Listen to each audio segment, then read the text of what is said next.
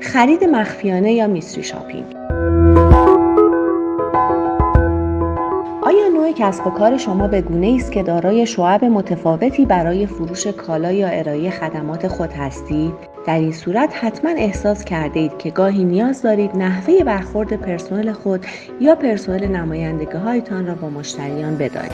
میزان اطلاعات فنی آنها را اندازه‌گیری نمایید. آیا آنها اطلاعات فنی خود را در اختیار مشتریان قرار می‌دهند؟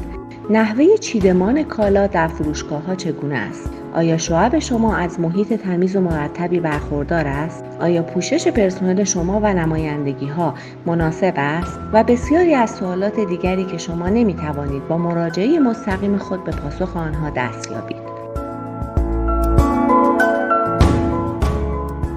روش خرید مخفیانه یا میستری شاپینگ برای اندازه‌گیری کیفیت فروش کالا و ارائه خدمات، بررسی عملکرد شغلی پرسنل، مطابقت واقعیات با دستورالعمل‌ها و یا کسب اطلاعات مشخصی از بازار و رقبا به کار می‌رود.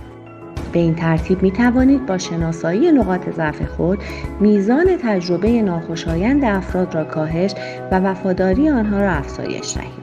خریداران مرموز ما با استفاده از روش خرید مخفیانه با دقت وضعیت موجود را مورد بررسی قرار می‌دهند و به صورت ناشناس در قالب خرید یک کالا یا خدمت به اطلاعات مورد نیاز شما دست می‌یابند.